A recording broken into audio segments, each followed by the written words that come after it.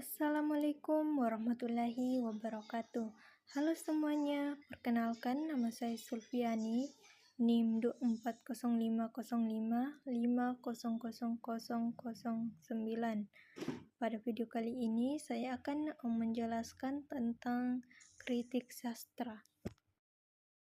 Mengapa kita perlu belajar tentang kritik sastra? Karena kritik sastra membantu kita untuk berpikir lebih dalam tentang karya sastra. Ia melampaui sekedar suka atau tidak suka dan mengajak kita untuk menganalisis, menafsirkan, dan mengevaluasi karya sastra. Yang pertama, kita akan menjelaskan pengertian kritik sastra. Apa itu kritik sastra? Apa perbedaan dengan sekedar membaca atau menikmati karya sastra? Definisi kritik sastra. Secara etimologi, kata kritik berasal dari bahasa Yunani, yaitu krites, yang berarti hakim. Ini menunjukkan bahwa kritik melibatkan penilaian, tetapi bukan sembarang penilaian. Kritik sastra adalah studi karya sastra yang konkret dengan penekanan pada penilaian. Wellek pada tahun 1978 menekankan bahwa kritik sastra bukan hanya tentang membaca atau menikmati karya sastra, tetapi juga memberikan penilaian. Dalam konteks Indonesia, H.B. Jesin adalah tokoh yang sangat penting. Beliau dianggap sebagai bapak kritik sastra Indonesia, dan pemikirannya sangat memengaruhi perkembangan kritik sastra di tanah air. Tahapan kritik sastra terbagi 3, yaitu yang pertama, interpretasi. Upaya memahami karya sastra dengan memberikan tafsiran berdasarkan sifat-sifat karya sastra itu. Mencari makna tersirat, simbolisme, dan pesan yang ingin disampaikan pengarang. Yang kedua, analisis. Menguraikan karya sastra atas bagian-bagian atau norma-normanya. Mengidentifikasi dan menganalisis unsur-unsur seperti alur, tokoh, latar, tema, gaya bahasa, dan lain-lain. Yang ketiga, penilaian. Usaha menentukan kadar keindahan atau keberhasilan karya sastra yang dikritik. Memberikan evaluasi terhadap kualitas artistik dan dampak dari karya sastra. Perbedaan dengan apresiasi dan penelitian sastra. Kritik sastra mencari kelebihan dan kelemahan karya sastra. Apresiasi sastra berusaha menerima nilai-nilai sastra sebagai sesuatu yang benar, lebih menekankan pada penghargaan dan penerimaan.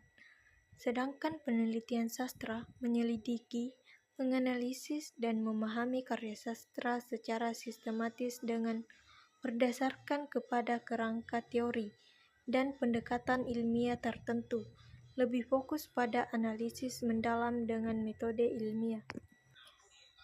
Sejarah singkat kritik sastra.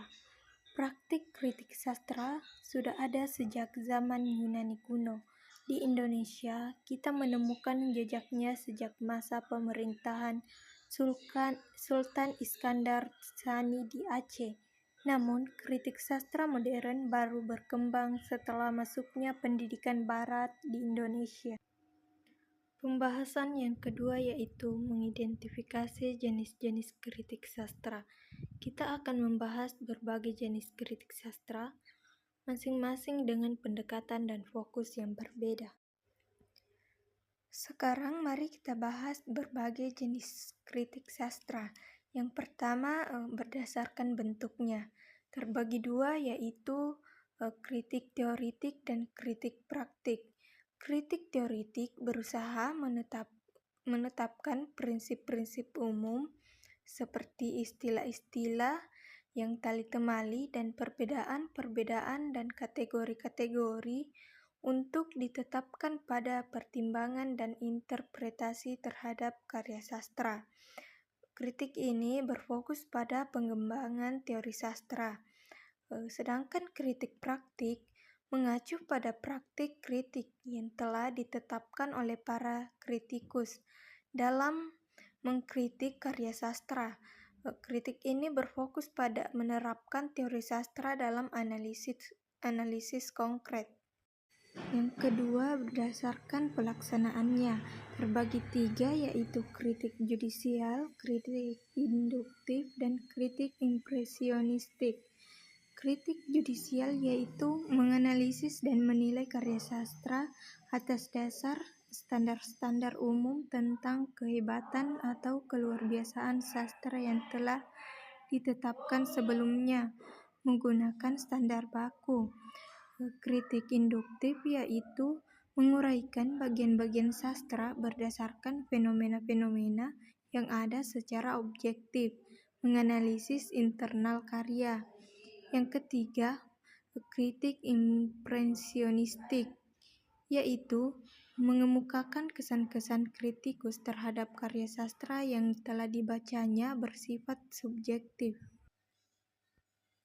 Yang ketiga, berdasarkan orientasinya terhadap karya sastra. Terbagi 4, yaitu yang pertama kritik mimetik, yang kedua pragmatik, yang ketiga ekspresif, yang keempat objektif. Kritik mimetik berorientasi pada hubungan karya sastra dengan realitas atau kekayaan, sedangkan kritik pragmatik berorientasi pada tanggapan pembaca terhadap karya sastra dan dampak atau pengaruh sastra pada pembaca. Kritik ekspresif berorientasi pada pengarang sebagai pencipta karya sastra, sedangkan kritik objektif berorientasi pada karya sastra itu sendiri. Yang terakhir yaitu berdasarkan kritikus, ragam penulisan, dan bahasa yang digunakan. Terbagi 2, yaitu yang pertama kritik sastra akademik atau ilmiah, ditulis oleh para ahli sastra atau sarjana sastra dengan menggunakan teori dan metode ilmiah, bersifat formal dan mendalam. Yang kedua, kritik sastra jurnalistik atau kritik sastrawan, ditulis oleh para kritikus sastrawan ataupun umum dengan tidak mempergunakan teori dan metode ilmiah, lebih populer dan mudah dipahami. Pembahasan ketiga yaitu menganalisis hubungan dinamis antara kritik sastra dengan cabang studi sastra lainnya, seperti teori sastra dan sejarah sastra, serta memahami bagaimana ketiganya saling memperkaya. Hubungan kritik sastra dengan cabang studi sastra lainnya. Kritik sastra memiliki hubungan yang tidak terpisahkan dari sejarah sastra dan teori sastra. Teori sastra membahas hakikat sastra, dasar-dasar sastra, dan teori penilaian. Sejarah sastra menyusun perkembangan sastra dari mulai timbulnya hingga perkembangannya yang terakhir. Kritik sastra membutuhkan bantuan teori dan sejarah sastra untuk memberikan penilaian terhadap karya sastra. Teori sastra dan sejarah sastra membutuhkan bantuan kritik sastra untuk menyusun teori sastra yang baru dan menyeleksi karya-karya sastra yang akan dibicarakan dalam sejarah sastra. Mari kita simpulkan materi yang kita sudah bahas, yaitu kritik sastra adalah kegiatan menilai karya sastra melalui interpretasi, analisis, dan penilaian. Terdapat berbagai jenis kritik sastra berdasarkan bentuk, pelaksanaan, orientasi, serta kritikus dan ragam penulisnya. Kritik sastra erat kaitannya dengan teori dan sejarah sastra, saling membutuhkan untuk pengembangan ilmu sastra secara keseluruhan. Itulah tadi pembahasan mengenai materi kritik sastra. Terima kasih, semoga bermanfaat. Wassalamualaikum warahmatullahi wabarakatuh.